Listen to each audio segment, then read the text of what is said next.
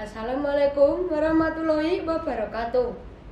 Sugeng enjing, sugeng pepanggihan kalian kula mugi kawilujengan. Karharjan tuwun kasantosan tansah kajiwa. Kasarira dumateng panjenengan kaliyan kula. Kawula Ferdinand Rafa Sodianeva wonten ing pawarta Jawa.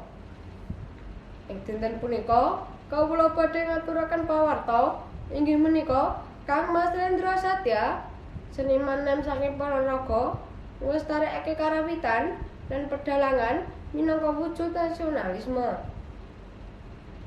Ing jaman globalisasi ingkang saya majeng punika, rasa tresna dhateng bangsa asring dipuntilaraken. Senajan mekaten, taksih wonten para nem-neman ingkang setya tuhu nguri-nguri kabudayanipun minangka wujud nasionalisme sejati. Salah satunggalipun inggih menika Kang Mas Rendra Satya, taruna muda yuswa 26 taun, mijil saking tlatah Ponorogo. Ingkang nglestarekake karawitan Jawa saha seni pedhalangan kanthi ancas ingkang luhur. Kang Mas Rendra sampun remen dhateng seni tradisional wiwit taksih alit. Panjenenganipun sinau karawitan wonten ing SMKI 8 Surakarta. Salajengipun dipunlajengaken wonten ing Institut Seni Indonesia Surakarta. Salintunipun saking para dwijanipun lan ugi para sesepuh. Lajeng-lajengaken piwulangan pedhalangan kanthi ngugemi piwulang saking para dwija pedhalangan. Sawetawis punika panjenenganipun sampun pinanggih gelar sarjana seni ugi dalang enem.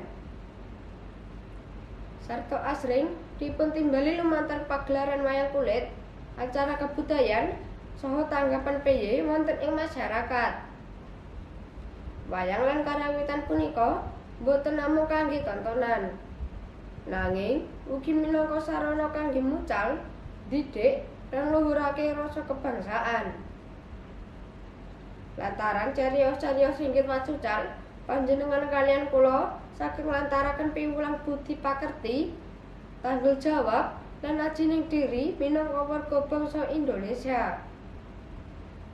Pangandikanipun Kang Mas Rendra nalika kapendhet pawartos ing dalemipun dinten Rebo 8 Oktober 2019.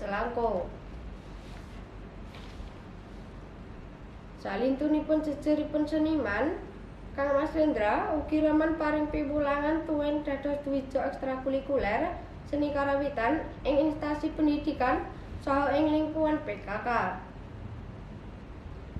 Ing ngarsanipun para siswa lan pemuda, panjenenganipun mucalaken geni kebangsaan kadosta lantaran 4 pilar. Minangka upaya nyemangati lan nglestantunaken raos nasionalisme lumantar seni karawitan. Pamarentah Kabupaten Ponorogo lumantar Kopadi Persatuan Pedhalangan Indonesia Cabang Ponorogo paring panglembana dumateng sedaya upaya ingkang dipunlampahi déning Kang Mas Rendra Satya kanthi sarana srawung kaliyan para nem-neman wonten ing tlatah Ponorogo. Panjenenganipun saged nglestantunaken seni tradisional ugi langkung caket kalihan para nem-neman ingkang nembe ngangsu wonten ing seni karawitan. Kang Mas Rendra paring tuladha bilih nasionalisme punika boten namung kinanton lumantar seragam utawi simbol formal, nanging ugi saged kawujud lumantar laku nyata nglestantunaken kabudayan bangsa.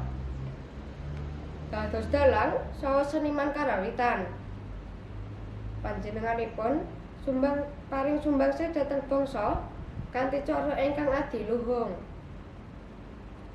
Mugi upaya punika saged ndadosake inspirasi lan seserapan tumrap para kadang enem sanesipun kangge tansah ngajeni, ngugemi saha nglestantunaken warisan budaya Nuswantara.